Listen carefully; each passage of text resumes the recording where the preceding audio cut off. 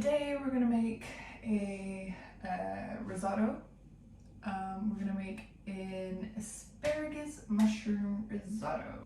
So part of what good is about is bringing awareness to things that are in season. I definitely grew up with parents who definitely tried to cook in season. And there was always something really fun about going to like a little local fruit stall. I think his name was like Dave's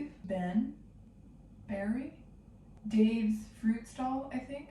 Anyways, he would sell like fruits when they came into season. So he would sell like tons of blueberries and all this kind of stuff. And things just taste better when they're in season. They're a bit cheaper, frankly. You don't have to like ship them from, 3 bajillion miles away. Something that I'm trying out for sure is to be more conscious about what's in season. There's a website I use, which I will put in the description below. But it helps me know month to month what's in season. So right now, asparagus is wildly in season. A lot of the asparagus that you're gonna get is gonna be a little bit sweeter, it's gonna be yummier. And sorrel mushrooms are actually in season, which actually, weirdly, I couldn't find at the store. There were like a lot of people and I was just like panicking, so I just grabbed some mushrooms. I have some closed cup chestnut mushrooms and we're just gonna make it really yummy. Let's get started. First things first, I wanna go through what we're gonna need. We have some Parmesan cheese, arborio rice, garlic, onions for like caramelizing, asparagus, mushrooms, wine for you and the dish, some neutral oil. You can use olive oil, to be totally fair. Neutral oils are things like grapeseed oil, vegetable oil, that kind of thing. They're oils that have very, very I think it's high flash point, which means that it's okay to cook things in for a long time, fry things in, etc. Opposed to something like olive oil. So olive oil has a low flash point, which means that when you raise it to like a certain temperature, it's just going to be it's just going to react differently.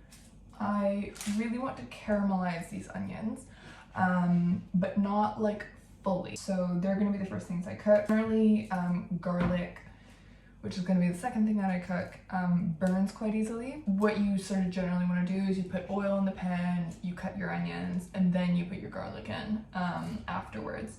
A lot of people put the garlic in kind of like immediately, and actually it's not doing anything good. Just kind of want to cut it, and actually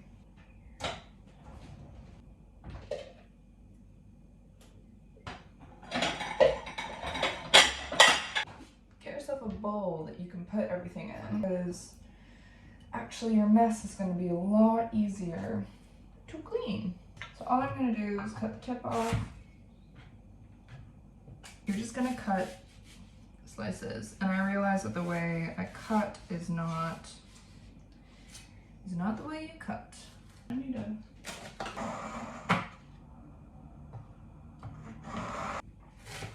way better. You cut across like that, and then you cut into slices with the sort of head, like at the head. And then if you cut again down, you get these really lovely sort of teeny bits. I'm looking at my thing. I'm maybe just gonna stick with one for now. I'm gonna add a little bit of neutral oil, literally maybe like my version of a tablespoon. I have an induction. I'm putting it on a scale of like 1 to 15. I'm putting it on about like a 9, so maybe that's like a medium. Meantime, I'm gonna cut some garlic. Maybe do like 2, 3, because I'm kind of the school that you can never have too much garlic, but some people feel differently, Those people and I can't be friends, but some people feel differently. I'm gonna slice those up super, super thin. Actually, do you know what? F it. This is like a teeny baby one too, so.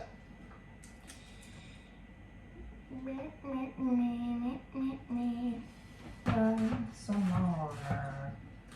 Now, I want to think asparagus for a second. I think asparagus is actually super easy to f up. That being said, if you do it right, you don't have to f it up. Ooh. Okay, actually our oil is ready, so I'm gonna... Really, I think where people don't like the flavor of asparagus is when you like boil them and steam them and you just like take everything, like the soul out of them. My favorite way to eat them is actually raw because they're super good raw with a little bit of hummus.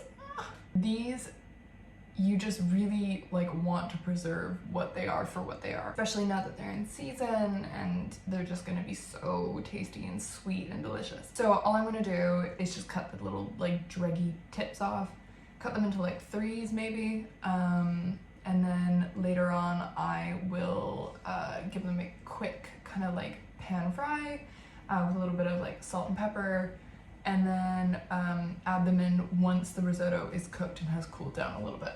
You're also gonna wanna get some stock ready. So 3 cups for every like 1.5 cups of arborio rice. Well, maybe it's like 1. You can overcook it, but like it's better to have more than not enough.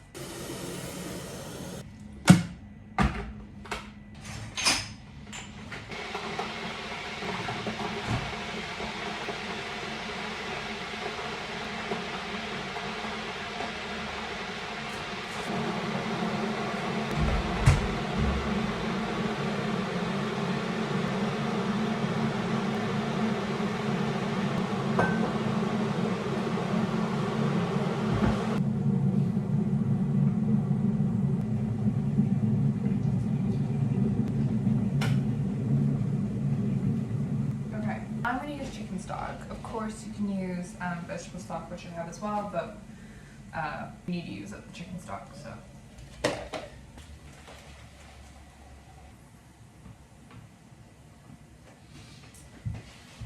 Just going to cut off the tips, literally cut them just into threes like that. While the onions are cooking, I want to talk about mushrooms real quick. Mushrooms are very hearty and thick, and they're lovely and they're gorgeous and they're full of water. Ideally what you want to do actually is like you cook them the same way that you would cook the asparagus, and actually to be fair you could probably cook them at the same time if you wanted, you know, one of those like one pot wonder situations. And what you're gonna see is those kind of tiny brown bits start to form on the edges, and that is kind of the first signs of caramelization. I just filmed the whole segment and I didn't press record, so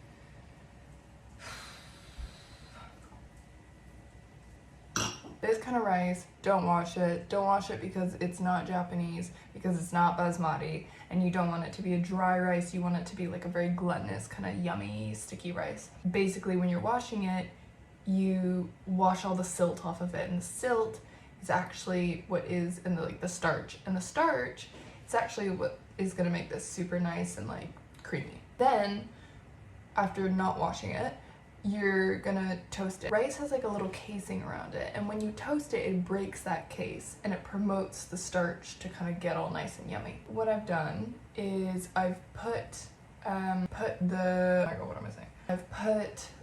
about like 1.5 to 2 cups of arborio rice in to the pan now with the garlic and onion and all that kind of stuff. I'm toasting it off, and then I'm gonna start adding the broth, that stuff, kind of like 1/2 cup by 1/2 cup. You're just gonna take it super, super slow. The entire process is gonna take about 15, 16, 20 minutes maybe, and you're just kind of gonna go from there.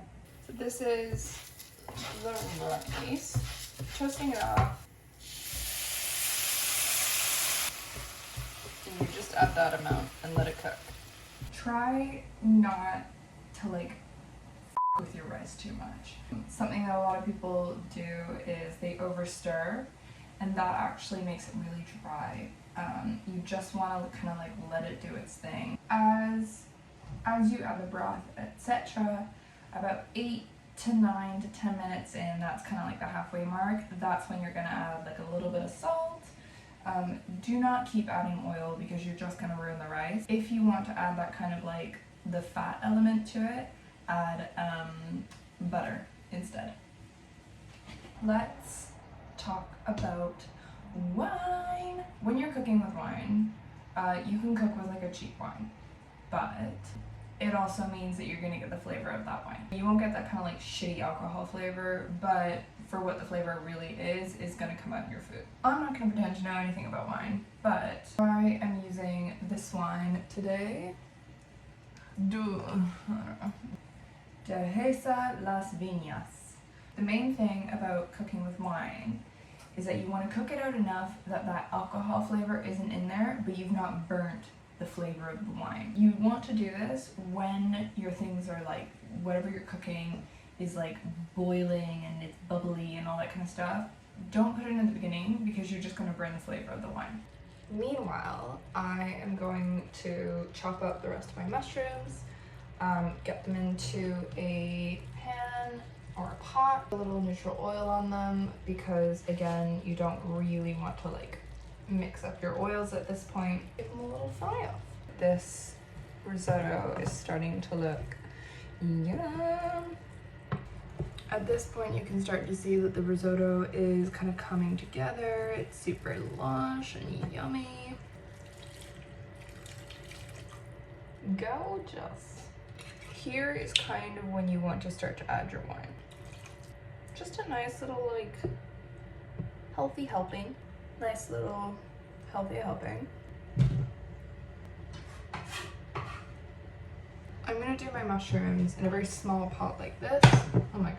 Because it contains the heat. I'm gonna make the heat super like in this one spot, which means that it'll kind of get the moisture of the mushrooms nice and quickly. I think the real sort of key with risotto is just to be like patient. Chill, just have a glass of wine, do your thing, let the risotto do its thing. As you like mix it around, it's gonna like promote that starch, which is totally fine as well. But again, if you over stir it, it becomes this kind of like weird oatmeal-y kind of situation. Around this time is actually where I'm gonna add some salt. I'm gonna add pretty like generous helping because there's no salt in here. And I'm gonna add some pepper.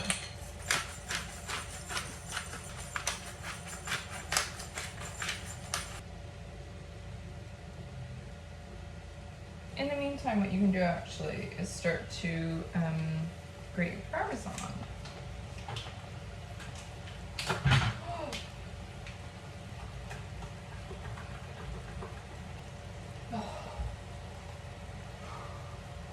Okay, back to this. Now, as you can see, it's becoming this like super, almost like velvety kind of texture. I've poured in a little bit of the juice from the mushroom there, just for kind of like added flavor. So I'm at a point with the risotto where I just want to see kind of like benchmark where it's at.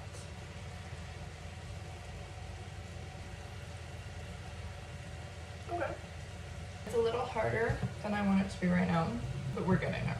I grew up in a family where like all the women were these amazing cooks. And one tip I think that is particularly stuck with me comes from my aunt. And she was basically just like, if it doesn't smell right, it's not gonna taste right, straight up. The way that I kind of measure things is exactly like that. The moment that asparagus starts to smell the way that I hate it smelling, that's when I take it off the heat. And that's kind of the smell that I just got. It's really hard to describe. It's like the moment you start to smell earth, stop it. Not that I'm a chef, but I think a lot of the time if you're doing home cooking, trusting your smells is the best way to cook. Just like trust your senses and you'll be fine. We're close. I'm thinking I might add just a tiny teeny bit of like dried basil. You could also add like mint in here maybe.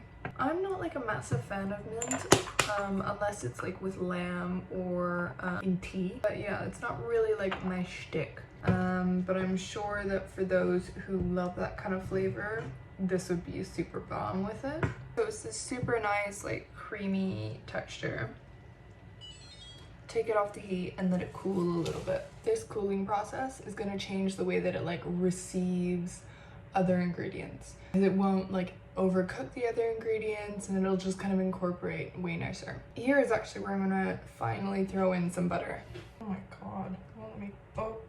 Well, I guess I'm putting that much in, so here's where I'm gonna add in stuff.